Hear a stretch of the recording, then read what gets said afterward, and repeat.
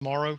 I'm the one of the Fraud Watch Network Speakers Bureau people in Washington. I am their cyber uh, subject matter expert. I guess they call me that. And I've got 30 plus years in cyber investigations and cybersecurity. And I was 23 years in the military. Most of that I was a federal investigator for the Air Force um, in cybercrime. I ran their computer crime investigations group. And then after that, I retired in 1998 and went to work in the private sector, was the head of security for a couple of cybersecurity for a couple of multinational companies. One was an IT services company and another was a credit card company. I also was the head of incident response for one of the larger banks in the U.S. For about 5 years, and then I retired again. And in 2014, started my own consulting company back up and started consulting with small businesses about cybersecurity and volunteering for AARP. I started out in Tennessee, where I was living at the time, and was started their Fraud Watch program in Tennessee and put some presentations together. And then my wife, who is a Washington native, she decided we needed to move back to Washington. And so we moved back in 2017, and I've lived in Bellingham ever since, and I really like it out here. So as you can tell, I'm not from around here. I'm from the South. I'm from Alabama. So if I speak too weird for you, just ask me, put a chat box thing to tell me to slow down or speed up or stop slurring or whatever. So today we're going to talk about smart devices and kind of the things that we're seeing in the marketplace now for devices that you will get in your home that have probably been in your home for a while that are now being hooked into your home Wi-Fi network and being used in different ways than in some cases they were designed. And we see a lot more devices coming on the market, and sometimes they are kind of head scratchers as to why they're even put on the network. But we'll talk about those because a lot of these devices were never designed to have cyber connections. They were never designed with cybersecurity in mind. So Daryl, can we go ahead and start change the slide? Um, so if you have a house, you're going to probably have a lot of opportunities to have a what we call a smart house. So back up one, Daryl. So this smart house you see is, oops, okay. What we talk about is basically the things that are in your home. So your home assistant, your video doorbell, maybe security system. You may have smart light switches or thermostats or a smoke detector that's hooked into the internet and that can call the fire department. All of these things are what we call Internet of Things devices or smart devices, and they're hooked into our home networks, and they're good labor savers and good in some ways. They have kind of a dual-edged sword because they offer great advantages, but they can also offer some problems and some privacy issues and security for our own computers on our own home networks if we're not careful. Okay, Daryl, let's flip next slide, please. So let's talk about what we mean by the Internet of Things. Let's go to the next one too. So the Internet of Things is let's back up a couple, Daryl. We're ahead. Yeah, there we go. So when we talk about the Internet of Things, that's basically kind of an all-encompassing term for all the devices that we have out there that are connected to the internet and share data across the internet. And while we're talking about things in our homes now, the appliances and home monitoring and things we just listed, there's a whole nother world of things out there in the industrial sector, and that's where professionals in cybersecurity for the country are really kind of concerned because a lot of these things are being rolled out and not having a whole lot of security built into them from the very beginning. So what we see, for example, is machinery like smart utility meters and driverless cars and trucks, and Tesla is putting out a driverless car now and a driverless truck. There's other companies that are just about to roll out driverless semis and things like that. So those will be controlled by the internet, and they're basically semi-autonomous in many cases. There's a lot of things in what they call the smart city that tracks all kinds of data for, you know, subways and traffic flow, and can even do, in some cases for law enforcement, things like facial recognition and things like that. Again, things that are physical devices that are help the city operate. We also see a lot of factories that use robotics that are hooked into the internet. Some of those are designed to be in the internet, and some are just robotics that have been stuck on the internet, or have some sort of interface that allow people who are remote to sign in and operate them. So we have now, for example, in Florida, many states have utilities, electricity and water services, and sewage plants and things like that are almost virtually autonomous. They operate on their own, and you know, they have interfaces, especially now during COVID, where people can sign in remotely and administer them remotely. And that's a concern for us from the cybersecurity standpoint, because if a remote person who is sitting at home, a worker in the water system, can sign in remotely to make sure that the you know, proper amount of fluorides being put into your water, or the proper amount of chemicals are into your water supply, then that's a hole where somebody with not very good intentions can also get in and do things. And we saw that. We saw that at the beginning of the year, right before the Super Bowl. There was a little utility in Florida, just north of Tampa, that their water system was run on what we call lights out. Basically, it was, you know, nobody was there watching it. There were no attendants there. They all were remotely signing in from their homes on their laptops to monitor the operation of the water system in this little town. And one of the guys was sitting there one day, and he saw the cursor on his computer just going and changing things, and he wasn't doing it. It was changing the amount of lye or other chemicals that was being put into the water to sanitizing, and upping it to dangerous levels potentially. And so he realized that somebody had broken in to the system, and he shut down his computer, and you know, broke the connection. But that's just an example where somebody remotely, and they still don't know where that person was, but it was using this same portal, this same software that they use to maintain it. So we have the same problem with the things in our house.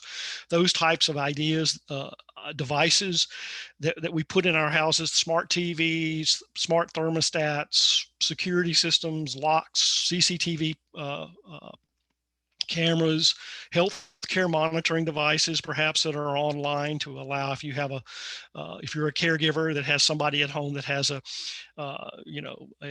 drug device, a metered drug device that injects with drugs at a predetermined rate, or other medical devices that are online, and people can get in and check the the doctors and nurses can get in and check it. All of that is hooked in through your Wi-Fi network, and there can be problems if somebody is able to get into those things and either tap into the data or change things and do bad things. So again, let's go to the next slide, Daryl. There are many different types of devices we see. The typical home, thermostat. And I was telling Daryl before we started, I'm a gadget guy, so I've got a lot of these in my house. I have a thermostat that controls day and night, and I can control all of it through my smartphone. I have a video doorbell that I can check remotely. If somebody rings my doorbell, I get the screen to come up and talk to them literally through the doorbell. I have video security cameras that are hooked in through my Wi-Fi system, so I can check my security cameras even when I'm away. We have smoke detectors throughout our house, and if one goes off, they all go off, and they'll tell me whether it's just smoke or whether it's fire or whatever. So there's all kinds of different things. There's even things like your refrigerator can be hooked into your network, and it can give you a little camera inside to tell you when you're running low on milk, or it can you can online tell if somebody's sneaking snacks or something like that. again, usually through your mobile device, your phone or whatever, to control it. Uh, when I moved to here, I bought a new washer and dryer. And coming out of the box, I hooked up my washer and dryer. And one of the very first things when I was hooking it up, it wanted me to do was hook it up to the internet, hook my washer and dryer up to the internet. And I didn't do that, but I considered it. I didn't do it because I couldn't figure out the utility of it calling me up and telling me my shirts were dry. You know, I can listen for the little dinger, but again, these are all devices we see hanging out in our homes. There's going to be more of them coming.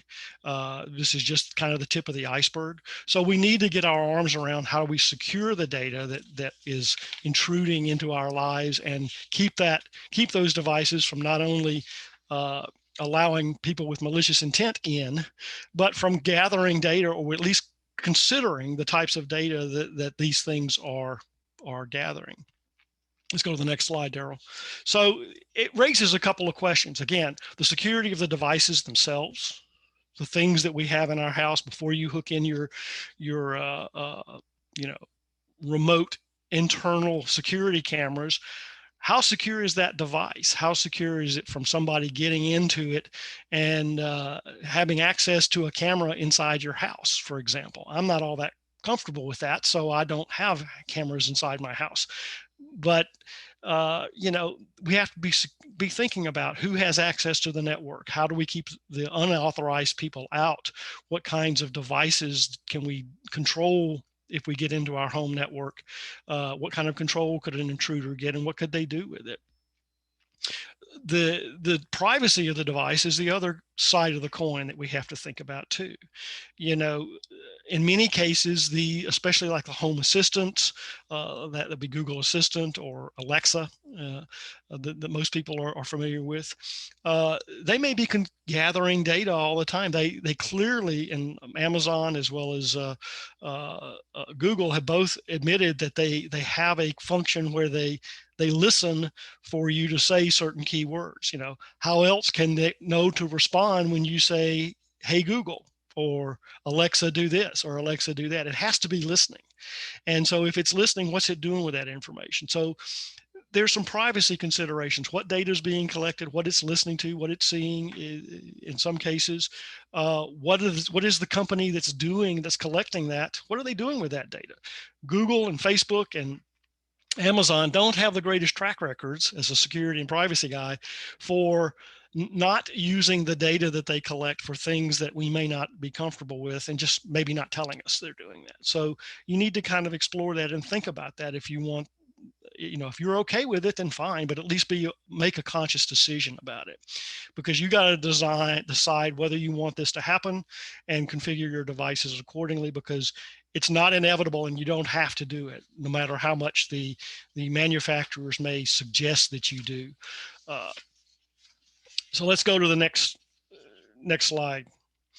Does anybody have any questions, any comments so far? Okay, I want this to be interactive. So if you have any questions, or you feel like you want to, you know, say something, please do. Okay, so you know, there's a lot of ways that intruders can target our devices. Some of the top ones we've seen, and some of the horror stories people may have read in the news, a lot of them revolve around security cameras. There's a famous story out there where somebody had a nanny cam or in the nursery of their little kid, and one day they came up of their baby, and one day they came upstairs and heard somebody talking to the baby, and it turned out to be somebody who had broken into their Wi-Fi system, had gotten into the camera, and was talking to the baby through the camera. So you know, security cameras are you know, they run the gamut in quality and price.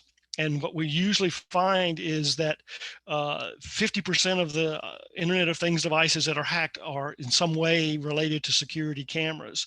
The cheaper the camera, usually, the lower the quality of the camera, the more vulnerable it is. As a general rule, the more security problems you may be exposed to, or the more security functions it may just lack. It may just not let you have a complex password or something like that. So You need to have, you need to, buy your cameras with evaluation of not only the quality but the security in mind of how you make sure you keep hackers out, or external people from getting in. One of the things about cameras that makes it one of the most hacked devices out there is that the same underlying technology and protocols that they design them with are shared by all kinds of manufacturers. So the same technique to hack at one camera will often work on other cameras that use the same underlying frameworks or the underlying programming languages. So that allows, a lot of people out there to come up with a and there's lots of folks out there trying to hack security cameras. They'll come up with a hack that allows them in, and then that spreads to other devices. We also see the what they call the smart hubs, or the home assistants. This is like this is Google Chrome. I mean Google Assistant, or Alexa. Again, they have voice control. They get they Amazon and those guys have that operate have admitted that they record things that are happening in the room at least part of the time. There's usually an option to opt out of that recording, but most people, it comes out of the box with it being enabled, and they don't bother to change it. One of the things that you can find about the home assistants and such, and you can tell that they listen, is that at times they'll just go off spontaneously. In fact, I had Google Assistant in my house, in my living room, and I was playing with it because I got it free with one of my security cameras, and I was just playing with it, and we decided to unplug it because we didn't see too much utility, number one, in it. And number two, every now and then when we were watching TV, it would just start spouting off. It would just like join the conversation in the room, or say, "Hey, I can't understand what you're saying."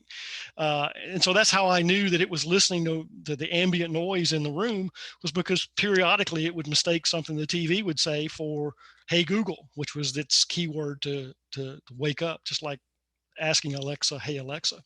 So that's kind of bad. And they also have admitted that there are people that on occasion they have human people listen to this devices, not all the time, but sometimes, in order to make sure that the quality of the signal is coming through, and if it's hearing things well inside the room, and for quality control purposes. But still, if you don't know that, you don't know that somebody can be on this little microphone listening into your room, and not know about it. So that's something to consider.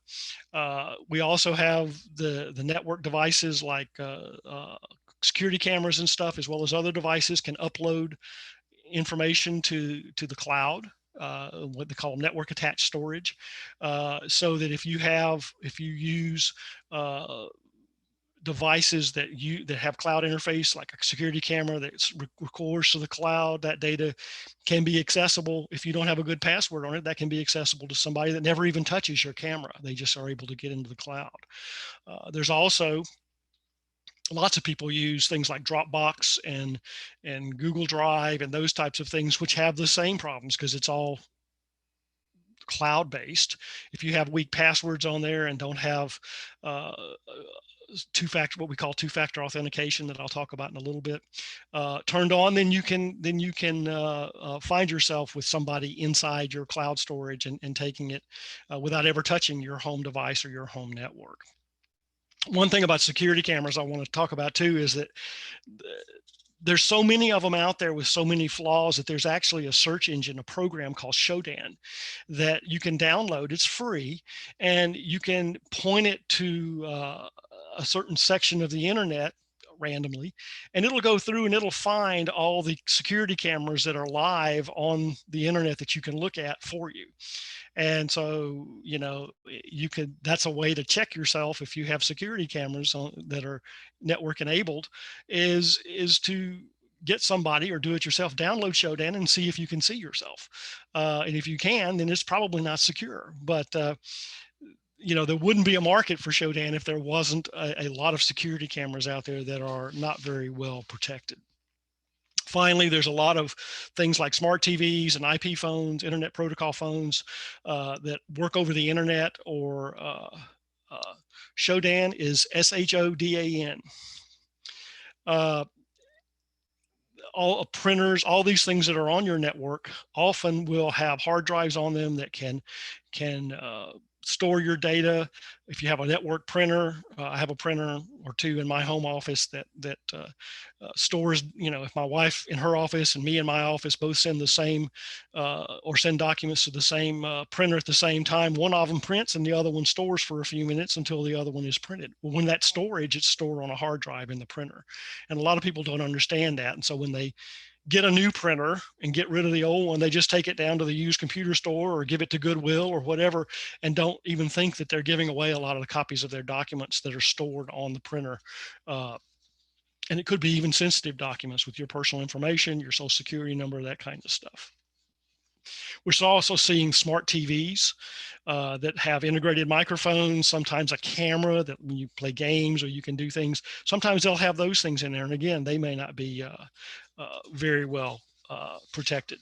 Shodan is, the question is, how do you spell Shodan? Let me, I'll just put it in the, it's SHODAN. There we go. So how do you secure yourself? How do you do that? How do you secure yourself in your Wi-Fi, and what are some steps that you can take? Daryl, let's look at the next slide. We have 9 things you can do here to help you secure your home Wi-Fi, to make sure that you are, and all the devices, to help you make at least as sure as you can that you're not leaking information. So the first one is, you have the option. Think about it. Think as part of your decision process to decide whether or not you buy some device that may want to be connected to the internet. That option is always just yours. Now, some of these don't really lend themselves, if they don't have access to your network, that they're based on that. And so if you decide you don't want them having access to your network, you may as well not even buy it. But there's a lot of devices out there that, like my washer and dryer, that when you open the installation manual or you open the owner's manual and they say, how to get your quick start, step 1 or 2 is to load it on the internet. Sign up and get on the internet so you can check your washing machine or your dishwasher or your refrigerator from your internet. It's entirely optional, but it's written. The marketing material and the material that comes with it for installation is written such that it doesn't really tell you it's optional. It implies that you need to do it to make it work correctly. And that is almost always not true. So it's always your decision. You can always not use it or use it now. And if you decide you don't want to use it later, because like with my digital assistant, I didn't use it, I didn't have too much utility for it, then I unplugged it because I don't want it in my system, in my network, in my house, if I'm not using it. But if you decide to do it, then make sure you look for things that are already have security built in, that have had what we call security by design. And a lot of devices will tell you how secure they are. And if they don't tell you how secure they are, if they don't give you an option to change your password to get into it, or have a complex password, if they require you, if it comes out of the box with the password of 1, 2, 3, 4, 5, and it doesn't let you change it, then that's probably not a device that you really want, because it's kind of indicates a mindset that they're not thinking seriously about security. Also, look for devices that can be updated. Look for devices that you are pretty sure that over time the manufacturer is going to issue updated software and updates to the operating system of devices that are out there, because most of these devices are just computers, and they have operating systems that are just like your Windows, and in many cases Windows or Apple iOS, but they're specialized operating systems. So and just like you have to update your applications on your computer and your patches on Windows and patches on Apple iOS, you need to have the capability to update and install updates into those devices when the manufacturers make those available, and the manufacturers need to have the capability to make those available to you. Secondly, let's change the slide, Daryl. Secondly, you can do a lot of security for your own home network by properly configuring your router, your Wi-Fi router, and your Wi-Fi capability in your house. All Internet of Things devices in your house are going to rely on your Wi-Fi to work. And updating the security protocols of your home Wi-Fi and making sure you have good security habits in your home Wi-Fi will go a long way to helping you protect the integrity of your entire home network, as well as specifically the Internet of Things devices you choose to have in your house. So there's a lot of things you can do. Some of the things you can really improve on your Wi-Fi. Like I said, every Wi-Fi router usually comes with a kind of a installation password. And oftentimes when you plug it in and are starting to install it on your network for the first time, you'll be forced to go through a password change so that they change that installation password, because historically hackers have used information, those installation or maintenance passwords that are default that never get changed. That's a way that they've gotten into corporations for the last 20 years, is by knowing what those default passwords are and counting on the fact that a lot of the people who are responsible to secure those devices in business don't do so. They don't change those default passwords, so they just use them and break into the devices. So change the default password, set it to be a strong password. The longer, in general, the longer password it is, the more complex the password it is, the better it is to secure you. It's harder to guess. Some long passwords that, the traditional upper and lower case and numbers and special characters and have to be 8 to 12 characters long, et cetera, et cetera. In spite of what some people say, including my wife, us security geeks didn't do that just to torture people. We did that because it's harder and harder to feed it into a computer and randomly get it to guess a password if it's random numbers and characters. One of the best attacks historically against passwords, you tend to use dictionary words, English words, poodle 2 or whatever. Password is always a good one. 1, 2, 3, 4, 5, 6 is always a good one that, people use consistently. And these are all known to the hackers, and they basically will check for those as the very first thing if they are trying to break into an account. And so if you have the more complex passwords, they can't just go into an English dictionary and try all of those words as passwords. We call that a dictionary attack in cybersecurity. And they can't just do that if all those special characters are there. So you need to have, the longer the password it is, the more secure it tends to be. Your router's master password, which is the one you get in to administer your router, needs to be especially strong. You can change your router name. Most of the router names now come, kind of ambiguous. A lot of people here in my neighborhood in Bellingham, a lot of people are have their name as their router name. So when you get on to your computer and look for all the Wi-Fi networks you can connect to in your neighborhood, you'll see, I see my next door neighbor, her Wi-Fi has her last name in it, so you change that. Don't put your name, make it more anonymous, make it router 5 or whatever you want to. Some guys used to mess with their neighbors. For example, one of the things the real geeks used to do is name their router FBI surveillance fan, just so it would kind of make people in there, freak people out in their neighborhood. You may not want to do that, but at least use some anonymous router name or something that's not definitely your last name. Third is you want to encrypt the traffic that goes through your Wi-Fi system. There's most Wi-Fi systems, most routers have several different options for encryption. There's WPA2 is always going to be one of those options. It's the most secure encryption that's available on the consumer network for routers and things like that. So use that WPA2. There's certainly WPA2 encryption algorithm. And if your router doesn't offer WPA2, get another router, because that shows again that they're not really taking that taken that option seriously. There's an encryption algorithm called WAP, W-A-P. For sure, don't use that. WAP is an encryption algorithm that's been broken. There's lots of tools out there that let hackers break your encryption of your signal if they get it and they know it's encrypted with the WAP protocol. So for sure, stay away from that because it's not very, very secure at all.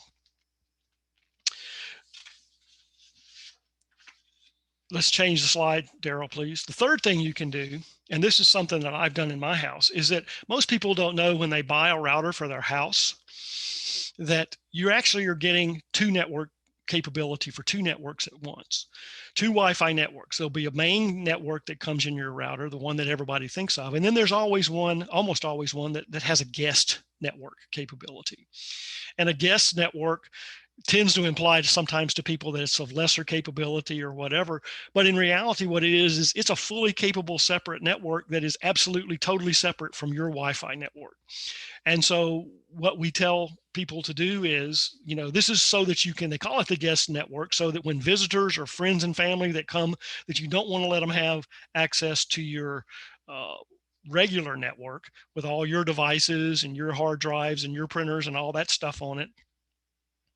You can give them a set up this guest network with presumably a relatively easy password so that, when you have visitors that come that want to set up their laptop for, if your family comes overnight to stay for the weekend or whatever, and they have laptops or mobile devices, they can use your guest Wi-Fi network and they're isolated totally from your network that you have all your devices on. But the guest network is a fully functional network. So we tell people a good thing to do is isolate your home network, your home devices, by putting all those Internet of Things devices on your guest network. And again, having a good password on it and doing all the things we talk about on your guest network that we just finished talking about, because that isolates totally the guest, the IoT devices from all your other devices on your network. So if a hacker gets into one of your IoT devices, he or she can't hop over and get into your home network too, which is really one of the things you probably want to worry about, because your home devices, your laptops or your mobile devices or whatever, are the things that are going to have a lot more sensitive data than in many cases than the IoT devices. The fourth thing you can do, let's change the slide, Daryl. The fourth thing to do is you got to configure those devices securely too. If you have the option, use those strong passwords. Again, upper and lower case, 8 to 10 to 12 characters,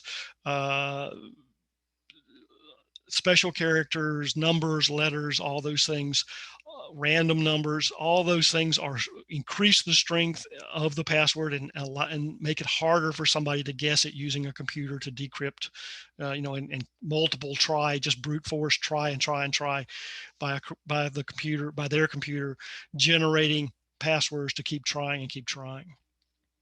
Usually the privacy, the settings that the manufacturer come with are set out of the box for most devices to share as much data as they can. And you can oftentimes go into the settings for your device, whether it's your security cameras or your Ring doorbell or whatever, and set those security options to be a little more restrictive, to be able to share less data with Google or share less data with Amazon or whoever is running your Internet of Things device, whoever the manufacturer is. You can still use the devices, you just don't share as much information. I mean, a lot of devices, for example, will ask you to share troubleshooting information with them. If something goes wrong, they'll ask you to go ahead and have a setting in there that allows them to gather information or the device itself to send you information automatically.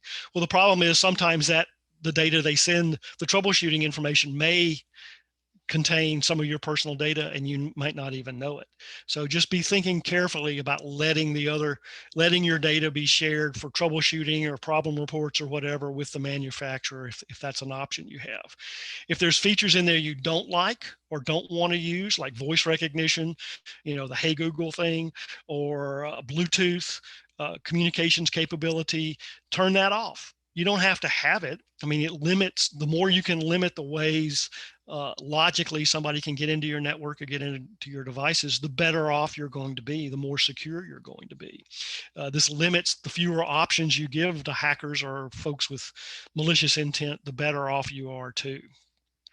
Finally, there's a function in most devices called universal plug and play, which is, this is the function that allows you to basically, you don't have to do a lot of thinking, to plug in a new device into your computer or into your network.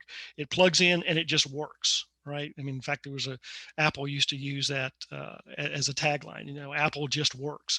Well, universal plug and play is a capability that is very helpful, because you don't have to have a PhD in computer science to plug in a new device into your home network.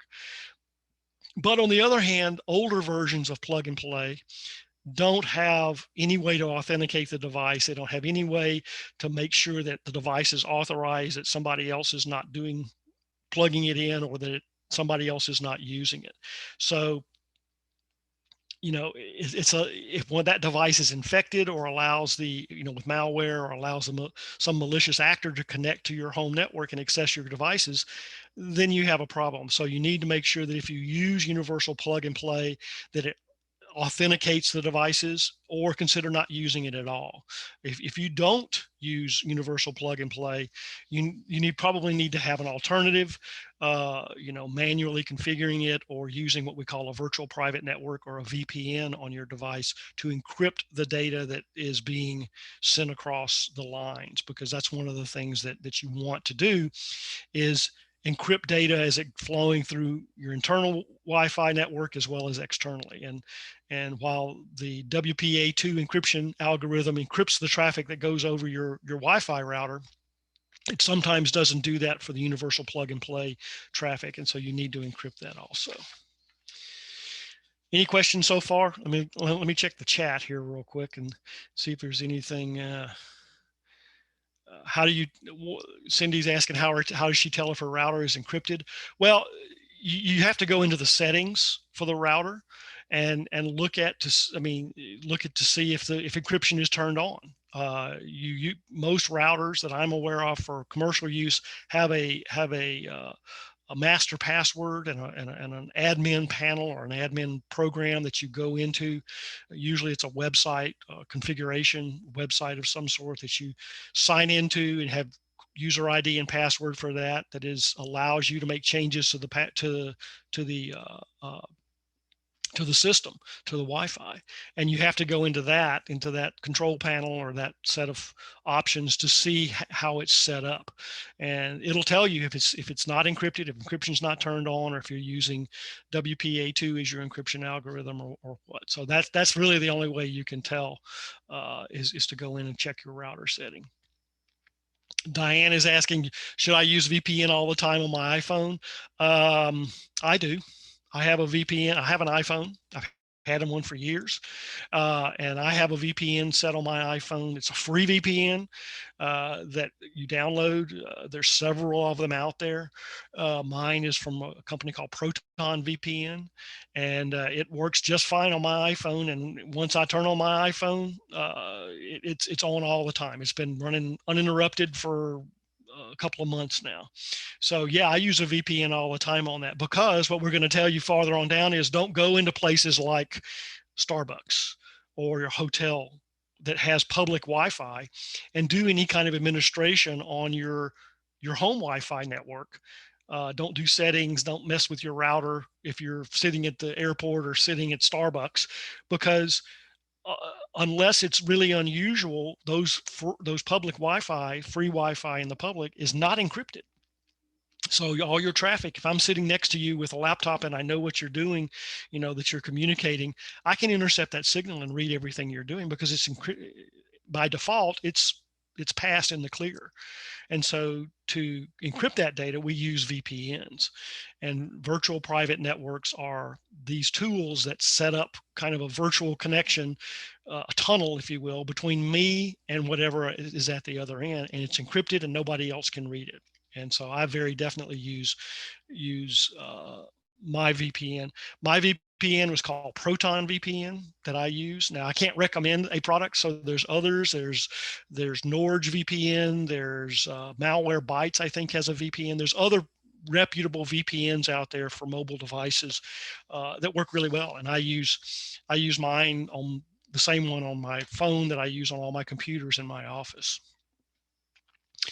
One of the questions is, Denny says, my husband doesn't trust the cloud, so we don't use it. Is that a good idea, or is the cloud relatively safe? That, you know, it's, you control a lot of the protection you have in the cloud. You just don't know it. You always in the cloud are going to be entrusting your data with somebody else, somebody you may not know. I think it's reasonably safe, and regardless, it's coming. It's just like saying you didn't like automatic transmissions when if those of us who are old enough to remember when manual transmissions were standard in a car and would never, my dad would never buy an automatic transmission. Well, now he wouldn't have much of a choice. It's harder and harder to get them. So the same thing is going to come with the cloud. It's going to be harder and harder in the future to get away from using the cloud. So you probably just want to focus on making whatever you can do in the cloud as safe as you can, and there's lots of ways to do that, and we talk about that in some of them in here. So I don't think you can. I think the cloud is relatively safe.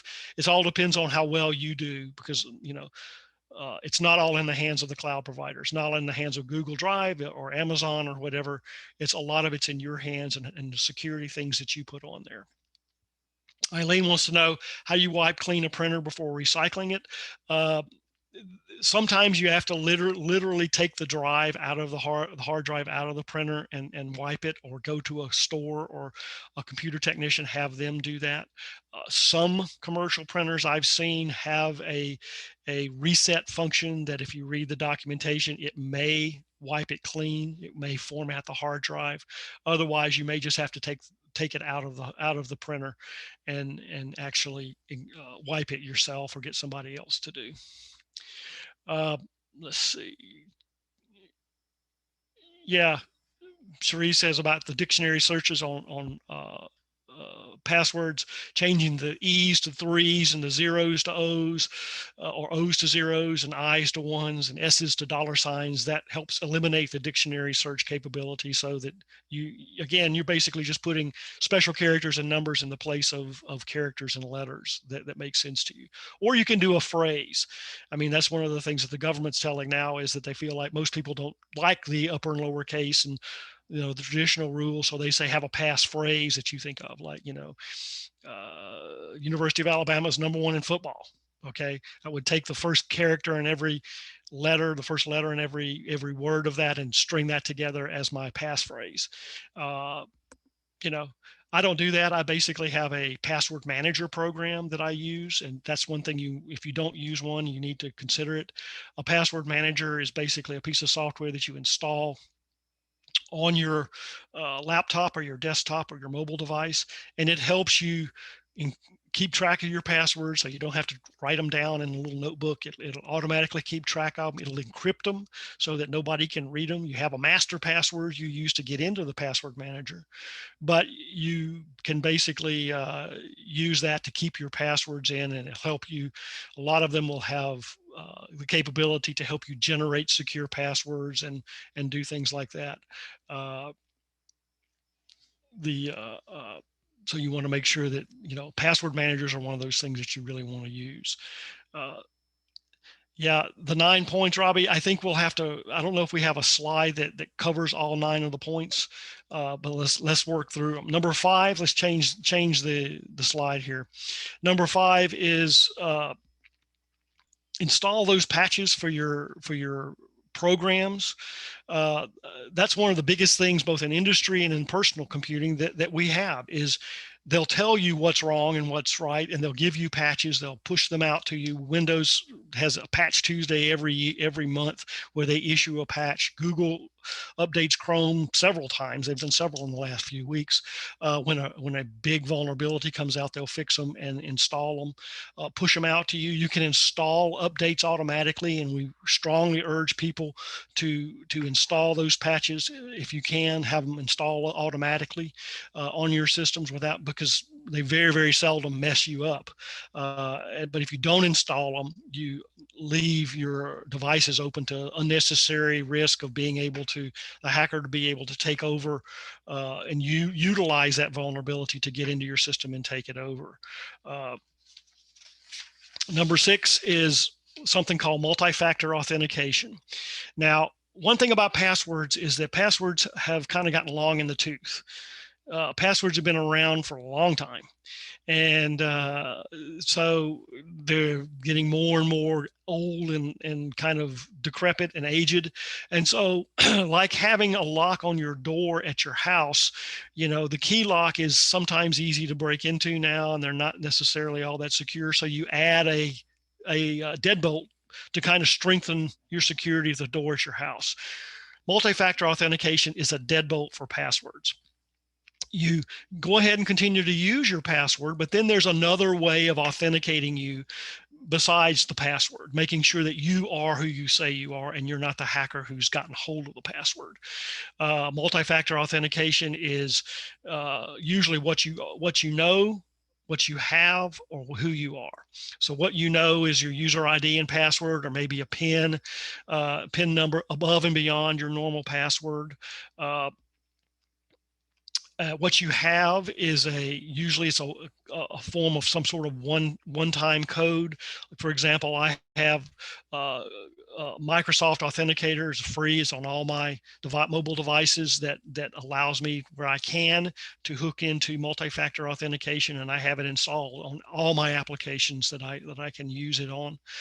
Google Authenticator, which is the screen there on the left, Google accounts, the two-step verification, that comes from Google Authenticator. Same thing, it's a piece of software Google will give you for free that you can install on your Android device or your iPhone. Or who you are. My Apple Mac that I'm talking to you now has fingerprint authentication on it. I can put my fingerprint down. There's also devices that can do retinal scanning or voice recognition. Those are things, again, that biometrics, we call them, that allow you to beef up the security of just your password.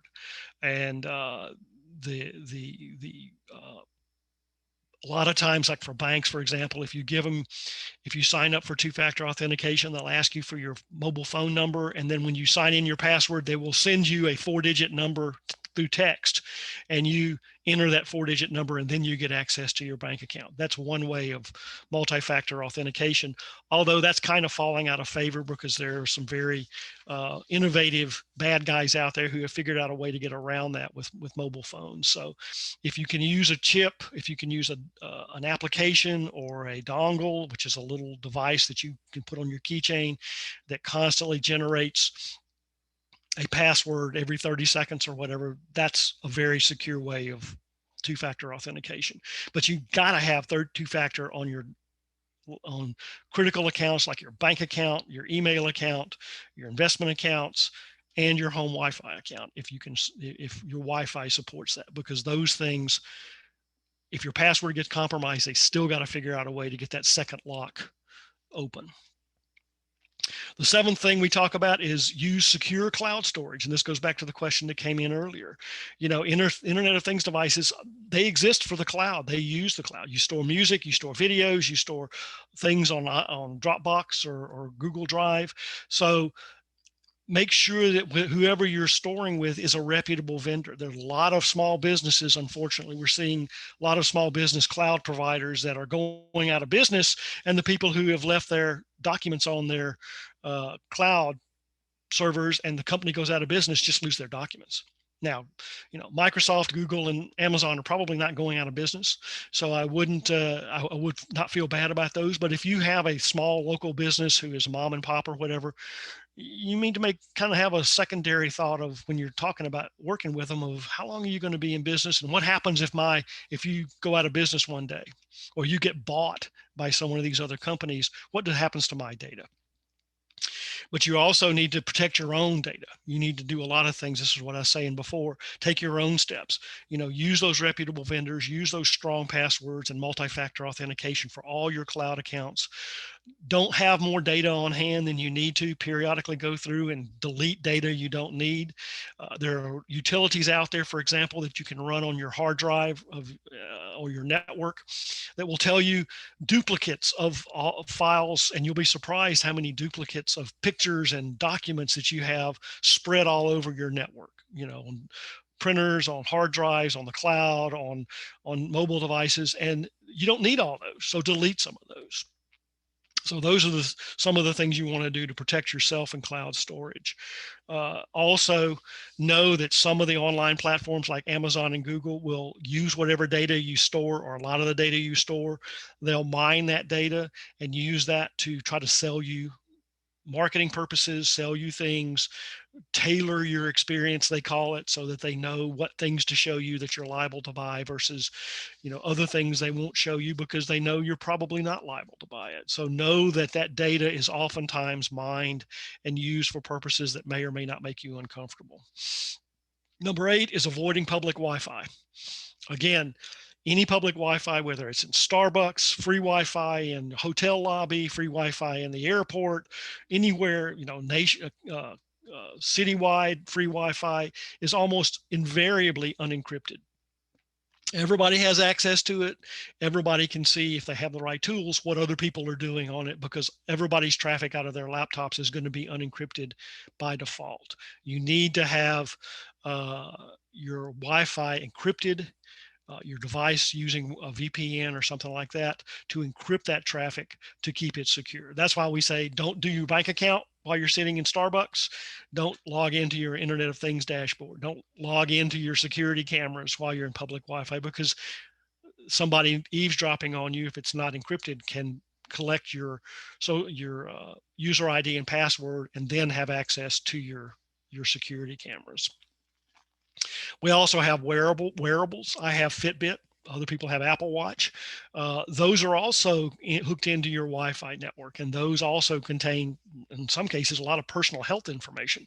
So understand how they are connected and what kinds of data they collect and how secure that data is when you're buying it and when you're using it. Again, I know Fitbit does, and I think Apple does too, has settings that allow you to exclude certain types of data from being collected and stored.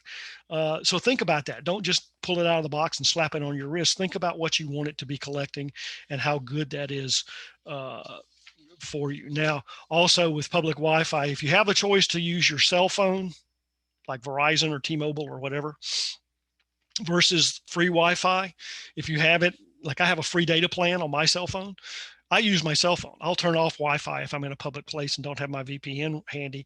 I'll turn off Wi-Fi and use the cell phone. Cellular data is usually more secure in general because it's harder to get into. It's not impossible, but it's harder for the average hacker to get into, as opposed to the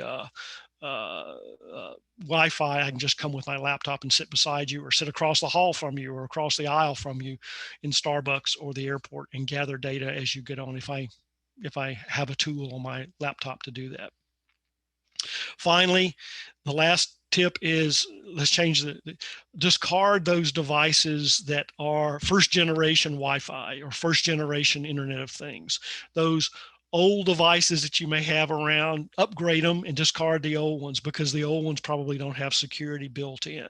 So if you have in general, the fewer devices you had, as I said earlier, the lower your risk. So go through and look at the devices that you have hooked up into your network, and see if you can identify all of them. Go into your router and look and see what devices are hooked into your network, and see if you can identify and you can account for all of them. Make sure your neighbor's not piggybacking on your Wi-Fi system or whatever, and take out Wi-Fi access or disable those devices you don't want anymore. Of course, you want to reset mobile devices. Both Apple and Android both allow you to reset to factory settings or scrub the data before you give it away. Other mobile devices, printers, hard drives, and laptops, those things you need to really make sure you get rid of that data before you give it away. But remember, the fewer things you have, the fewer instances of data that can be stolen. The less you're responsible for, the less that can be taken from you. So that's our 9 points. Questions? Anybody got any more questions? We've got a little bit of time left. I'll sit here and talk to you as long as you want to. That's one thing I was telling Daryl. You sit me down, plop me down, and turn me on and talk about cybersecurity. I'll talk about it all day. And So Dave, if you have any Daryl. questions, Yeah, Dave, so what's just that? let everyone know if they can just put their questions in chat. That would be great. I know we're Okay. nearing the top of the hour here. I want to be respectful of everyone's time, including yours. Looks like we got a chat question just came in. Oh, wait, so thank you. And thanks for that. Oh, yeah. Can you explain how to set up or use a VPN?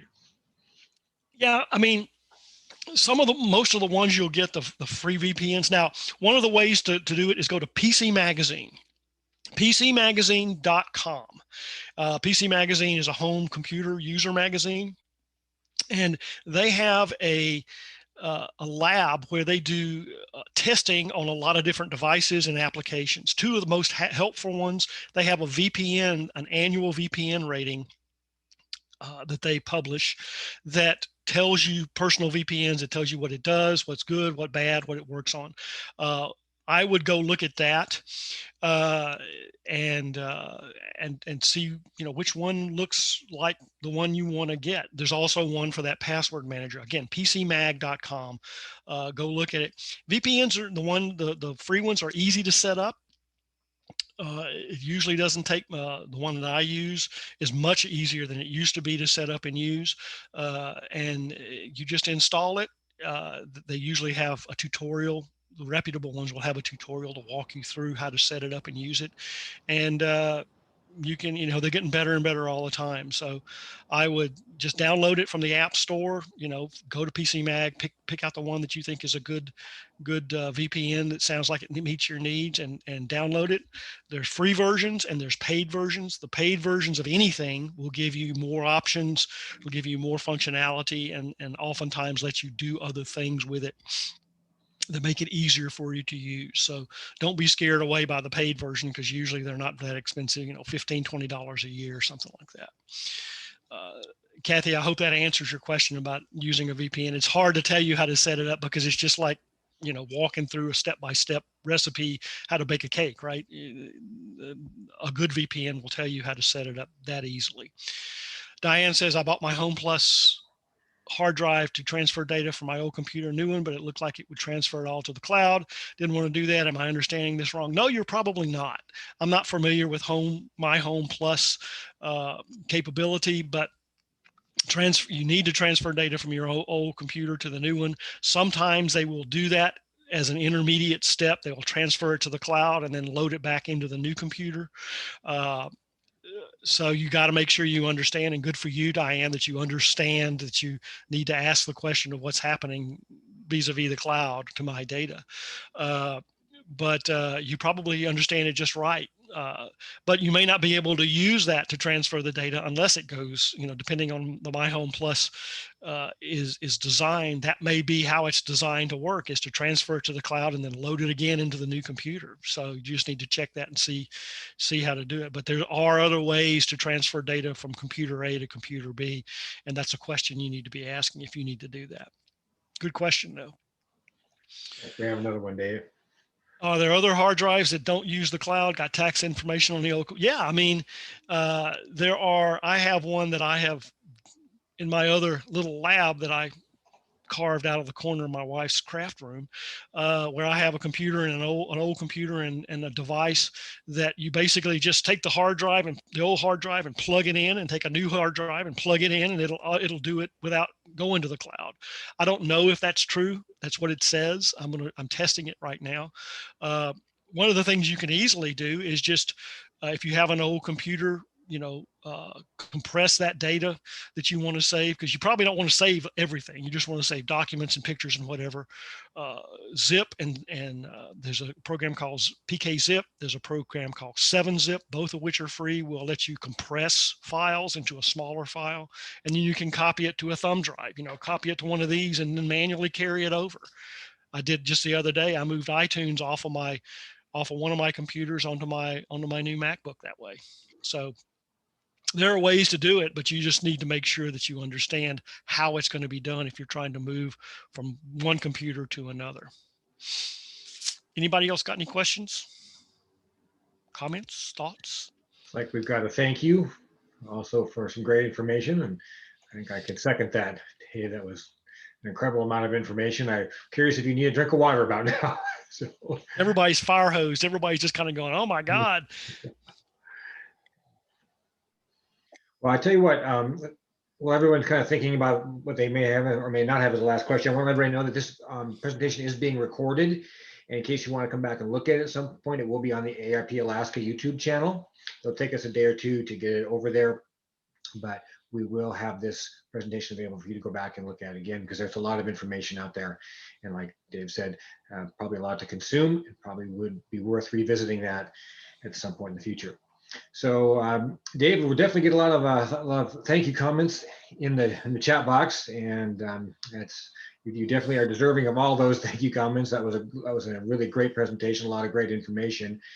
Thank And you. I want to just make sure we give everybody maybe one more minute here, just kind of check the chat box one more time to see if there's anything else. Can you recommend a particular password? Or maybe a password manager? Yeah, password manager. Can I? No, I can't really. AARP doesn't let me say use this one and don't use that one. I can tell you there's a couple of good ones. There's one that I use that's called Lastpass. I've used it for years. It works very, very well. There's a free version and a pay version. I use the pay version because it gives me a lot more flexibility. It installs on every one of my devices. I have, I must have a dozen computers scattered around my house. I'm a hardcore little geek.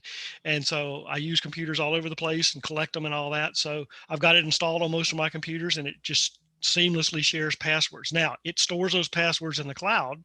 So if you have cloud problems or if you have concerns about it, then it stores it encrypted. So you can't just get to it, but it does store it in the cloud. There are other password managers. There's one called Fastlane, or Passlane rather. Passlane, I'm told, does not use the cloud. It stores it locally on a hard drive. There's one called 1Password.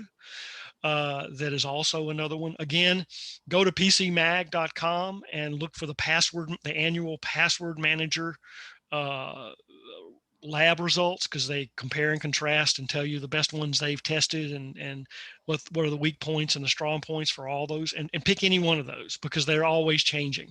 But what you don't want to do is just type in on Google password manager, get the results, and check the first one or two of those results, because if you do, what we have discovered is fraudsters are using those advertising password managers as tools, and so that they pay to have an ad that will appear at the very top of your search results. And if you look real carefully when you get search results like that, you'll see there's a little icon beside the results that say ad. And don't buy any of those, because those are oftentimes fraudsters with some malware that they're passing off as a password manager or antivirus or whatever. Just go down farther and look for one of the reputable brands that PC Magazine does their lab work on. But just find one that fits what you think is your lifestyle, and don't be afraid, if you need to try a couple of them, and decide which one is easier for you to use and easiest for you to live with. Well, Dave, great presentation. Thank you so much for joining us, for being our neighbor state down in Washington. Really appreciate you taking the time and spending some time with us this afternoon. And I would imagine that people will be taking a look at this recording in the near future. And I really hope that at some point we can invite you back for another Okay, presentation. well, I'll be more than happy. You got a question in there about where do you find the AARP Alaska YouTube channel? So yeah, that you was got to answer that, because I don't know. I'll take that one. That was from our communications director, Katie Doherty. She put the link in the chat on where you can find the AARP Alaska YouTube channel. You can see other recorded Fraud Watch programs on that channel, including this one here in just a couple of days. So So, we to do a shameless plug for us down here in Washington, we have a Fraud Watch Friday, which is the second or third Friday of every month, that we have a presentation like this every Friday, and we have a lot of activity in the fraud area down here in terms of education and presentations and stuff like that. So if you want to see more about it, I just finished a cyber question and answer entirely for an hour the other day, and I'm going to do another one on, I think it's May 9th. So be on the lookout for that too. great. Always room for the shameless AARP plug. No problem there, Dave. Yep, absolutely. Yeah. All right. Well, thank you so much. Thanks for everyone who joined us. Look for us next month. And also you can look for Dave and his presentations with the AARP Washington State office too, and check their website as well. So with that, I'm going to wish everyone a great day. Be safe out there, and hope you can put what you learned today to good use. So with that, everybody take care and have a great day.